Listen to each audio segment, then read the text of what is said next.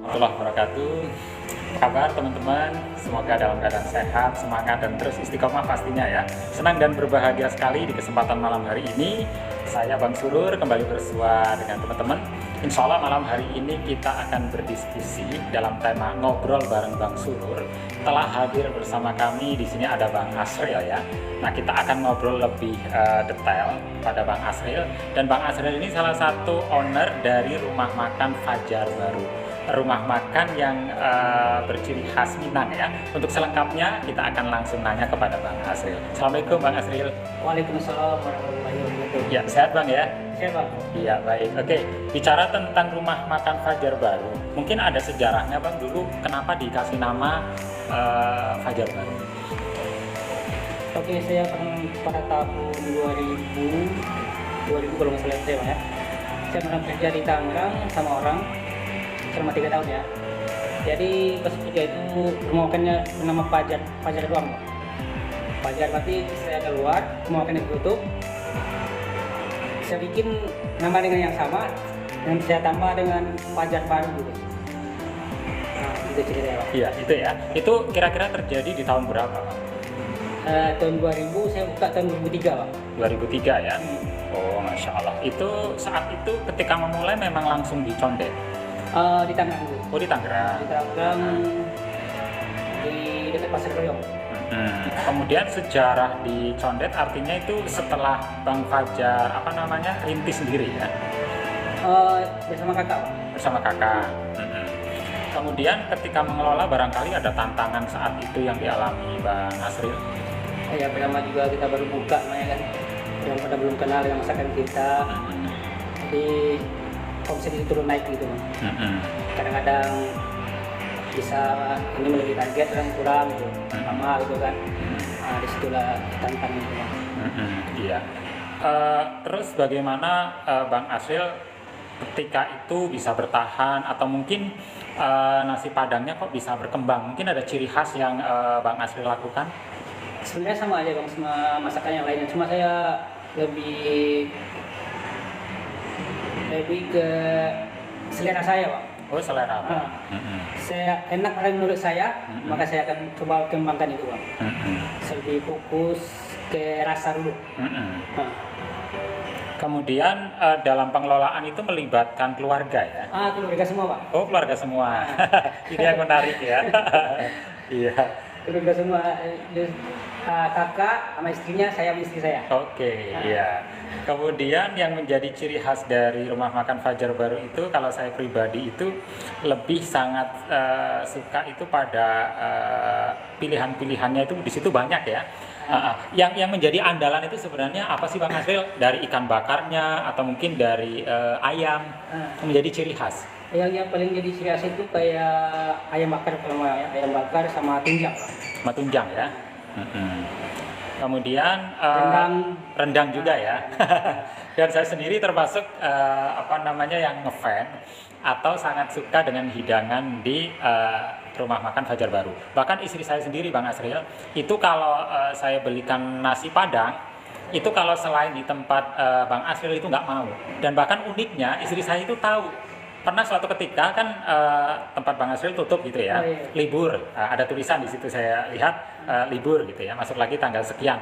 Saya itu berkeliling masih di wilayah Condet, beli menu yang sama, tapi herannya istri saya itu tahu Bang, kalau itu bukan dari Fajar Baru, dan istri saya tidak mau makan. Oh, Iya, misalnya ini spesial ya.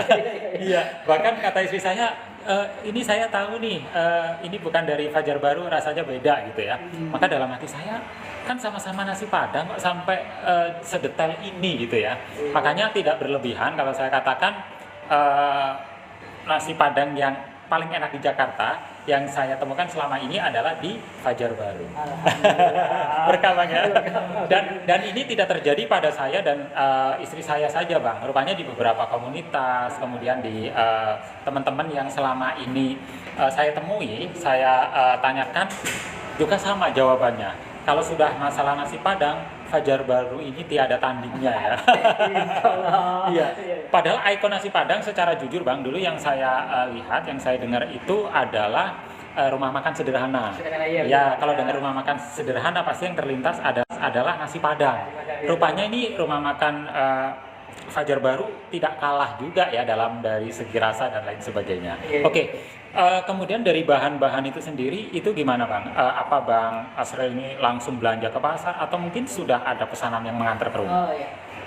Bahan-bahan semua tuh kayak ikan, kayak ayam gitu bang. Sayur itu saya beli belanja ke pasar sendiri bang. Pagi ya bang. Habis subuh saya ke pasar. Saya pulang, saya olah sendiri bang. Sama kakak kan, masak sendiri, jual sama istri sama kakak semua. Oh, masya Allah ya. Kemudian sebenarnya dalam perjalanan ada nggak sih Bang hal-hal yang paling menantang selama ini ketika Bang Asril dan juga keluarga tadi merintis rumah makan Fajar Baru? Iya. Tantangan yang paling menurut Bang Asril itu berat apa? Waktu COVID kemarin. Waktu Bang. COVID ya, oke. Kita kan udah jarang makan di tempat, orang yang beli udah sepi kan, Bang. Jadi gitu, gimana kita sebagai penjual makannya masih banyak kan? Itulah kita bertahan di situ bang ya. Betul ya. Tapi alhamdulillah dengan pertolongan Allah ya kita Iya, sudah betul. melewati badai COVID. Dan kalau bicara tadi tentang tantangan Bang, sebenarnya mungkin yang merasakan tidak hanya Bang Asril ya. Iya, betul. Karena ketika COVID hampir di semua sendi kehidupan itu terdampak ya. Iya, betul. Tapi rumah makan dan juga mungkin kuliner itu sangat-sangat berasa ya. Iya, betul. Oke. Selama ini mungkin pernah ada kejutan Bang Asril? Kejutan di sini maksudnya begini. Ada mungkin suatu ketika orang datang langsung pingin booking sekian bungkus atau mungkin untuk acara-acara event besar, pernah nggak terjadi Oh begitu? pernah waktu itu bang, tapi waktu dia pagi ngambilnya bang bukan langsung hari itu ya. Datang kita udah tutup, datang pesan nasi box 500 bang. Oh, masya Allah. 500 semua kan gitu ya. Kita sanggupin aja. Jadi kita semalam nggak tidur itu. Lembur ya. Iya. Oke, selama ini pernah nggak Bang ada semacam kayak perkumpulan? Kalau istilahnya orang di Jakarta kan saya lihat itu ada komunitas-komunitas ya. Nah ini Bang Asril ikut nggak ada semacam komunitas orang Minang atau perantauan atau apa yang mungkin nama dari apa namanya rumah makan Padang yang selama ini Belum ada itu. belum ada ya? Masih lebih ke mandiri ya? Iya mandiri gitu bang. Oke, karena kalau saya lihat kayak misalkan Garut, nah Garut itu dia punya perkumpulan. Kemudian ada juga kayak yang lain misalkan kayak warteg itu rupanya mereka punya perkumpulan. Iya. Nah kalau di Bang Asril sendiri kebetulan masih mandiri ya? Masih mandiri, masih ke keluarga gitu bang. Oh masih ke keluarga. Kemudian kalau saudara ada Bang di Jakarta yang sama-sama banyak ya? Banyak. Kemudian suka dukanya kan juga di sini dirasakan ya Bang.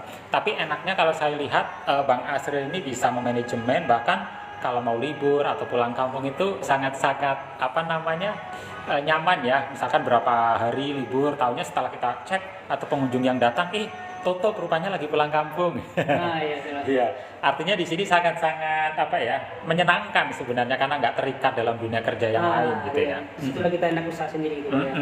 Kita usaha sendiri, kita olah sendiri. Kita tidak tergantung sama orang lain istilahnya. Kita mau pulang kampung kita perhitungkan berapa hari kita di kampung. Pas kita buka lagi kita tinggal set di WA gitu kan, di status WA kita buka gitu kan. Di pelanggan udah tahu semua itu. Oh, masya Allah ya. Tapi mungkin Bang Asril dari kecil memang sudah ada jiwa entrepreneur ya. Maksudnya jiwa pengusaha itu memang sudah tertanam.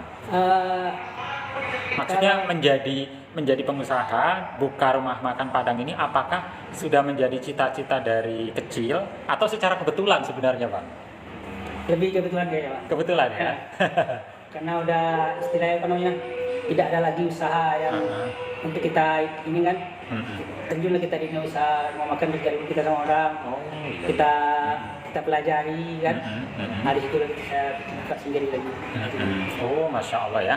Tapi kalau dari basic keluarga memang di Padang juga pedagang ya Pak? Sama bang, jadi orang Padang itu rata-rata kalau merantau itu kayaknya pas sudah nyampe di situ barulah kepikir ke usaha itu bang. Oh iya. Nah kita dari rumah dekat dari kampung, dari sana dari kampung doang. Oh iya. Walaupun ada sebagian yang mungkin nyaman dengan berjualan atau berbisnis dengan yang lain ya. Iya betul bang. Contoh kalau bicara tentang Tanah Abang kan di sana itu banyak sekali nih para pengusaha dari Padang yang betul. jualan pakaian dan lain sebagainya ya. Tapi tidak sedikit juga yang memang memilih pada kuliner nasi Padang tadi ya. Dan yang unik Bang, kalau saya lihat saya sudah 17 tahun di Jakarta ya. Nah, nasi Padang ini punya ciri khas. Bahkan sekarang di gang-gang kecil, di tempat yang tersembunyi, itu tetap bisa hidup, tetap bisa bersaing. Nah, mungkin ada rahasianya di sini, Bang. Kenapa dia tetap dicari walaupun tempatnya kecil atau mungkin jauh? Karena kayaknya orang Padang ini lebih menyesuaikan dengan ekonomi masyarakat ya, Bang. Karena ekonomi masyarakat lagi terpuruk sekarang ini kan, dia bikin variasi 10.000, 12.000 kan. Itu tergantung masing-masing itu, Bang. Oh, strategi ya. Strategi masing-masing, marketing masing-masing itu, Bang. Betul. Makanya saya di beberapa tempat saya temukan ada yang paket 12.000, ada paket 10.000 gitu ya. Maka kalau saya kadang orang juga bertanya ada paket 10.000, 12.000, saya bilang nggak ada. Bang saya nggak jual itu ya. Betul. Itu tergantung selera juga. Selera juga ya. Mau pilih yang mana gitu kan. Jadi kita sebagai menjual masakan normal, harga dengan normal ya, standar gitu ya. Kita nggak perlu risih sama orang yang 12.000, 10.000 kan. Kita fokus aja sama apa? Sama rasa kita. Betul. Kualitas kita, kalau bisa kita lebih tingkatkan lagi, Bang. Betul. Kalau bisa lebih enak lagi kita bikin. Karena masalah rasa itu tidak akan bohong ya, Bang. Iya, betul. Orang meskipun mungkin secara harga lumayan tinggi ya, tapi kalau rasanya enak, kita nyaman, pasti akan datang lagi. Bagus, gitu fasilitasnya kan? bagus. Pasti dicari orang itu. Iya, dan juga termasuk dari bahan-bahan, dari daging itu juga pilihan ya, bersih seperti itu. Iya. Itu saya pilih sendiri dengan kualitas yang saya jual standar dengan harga yang saya tetapkan itu, Bang. Iya, mungkin sebelum saya akhiri, Bang, apa sih filosofi Abang bertahan pada hanya khusus sementara ini di rumah makan Fajar Baru saja? Belum ada keinginan mungkin buka cabang di daerah atau di tempat lain? Sebenarnya pengen, Bang, tapi karena tadi kan pertama modal, betul. Yang kedua tenaga, yang kedua pengelolaan. Pengelolaan ya. Yang ketiga pengelolaan kan, pengelolaan itu nggak bisa kita sembarang orangnya kita percaya gitu, Bang. Harus ada kita dulu yang bimbing, di sini kita tinggalin ada juga yang ini kan. Nah, kalau bisa gitu, Bang. Betul. Oke, Masya Allah ya. Nah, kemudian ini kan sekarang ini ada momentum nih, Bang, momentum kemerdekaan. Nanti juga mungkin ada ke depan pergantian presiden baru, kemudian nanti ada Natal dan Tahun Baru. Tapi semangat Bang Asril sekarang lebih tumbuh ya ketimbang ketika tahun-tahun sebelumnya di landa COVID. Betul. Artinya secara peningkatan, alhamdulillah di tahun-tahun ini lebih baik ya. Lebih baik, Insya Allah. Lebih baik daripada tahun-tahun sebelumnya ya. Iya, betul. Oke. Kemudian yang terakhir, Bang, sebelum saya tutup nih. Jadi saya terkadang berpikir seperti ini, Bang. Kalau misalkan nih ada pelanggan beli makan di tempat dengan makan dibungkus. Nah, ini juga banyak menjadi pertanyaan ke kami, Bang. Ketika dibungkus itu kok nasinya kadang banyak banget. Sampai-sampai kalau kita kadang nggak ngomong, porsi yang diberikan oleh penjual, kita makan di rumah itu satu bungkus aja bisa sampai 2-3 orang itu kenyang, Bang. Nah, ini mungkin ada rahasianya, Bang. Kenapa ini, Bang? Jadi gini, Bang. Jadi pada dasarnya kita orang Padang itu kan mikirnya jauh ke depan, Bang. Betul. Jadi suatu saat kayak abang ini bungkus misal di tempat saya gitu ya, kalau di rumah makan lain, rumah makan Padang itu ya. Ada abang itu bungkus pasti ada anak di rumah kan, ada istri. Jadi situ bisa kita berbagi sama istri walaupun sebungkus, Bang. Jadi kalau makan di tempat itu abang sebenarnya kursinya sedang bisa nambah di situ kan. Oh iya. Kalau bawa pulang nasinya udah banyak bisa ngasih nyopin anak makan. Gitu. Tadi menarik banget ya. Berarti berpikir panjang tadi ya. Dan ada keberkahan, punya niat yang tulus dan tentunya mendapatkan pahala dan keberkahan ya. Dan yang paling menarik pasti nanti bagi pengunjung, bagi pelanggan akan datang lagi. Iya, baik ya. Oke, sukses selalu Bang Asril ya. Oke, ya, Masya Allah. Barakallah, tambah sukses dan menyala.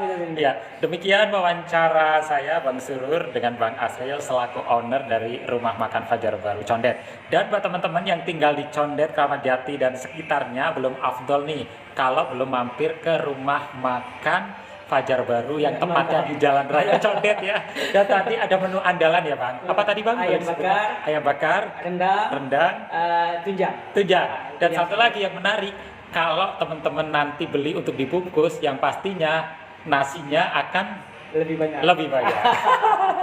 Demikian, Bang. Semoga berkah selalu. Baik, dari kanal Azam TV Pujakesuma, Bang Surur menyapa teman-teman semuanya. Assalamualaikum warahmatullahi wabarakatuh. Waalaikumsalam warahmatullahi wabarakatuh.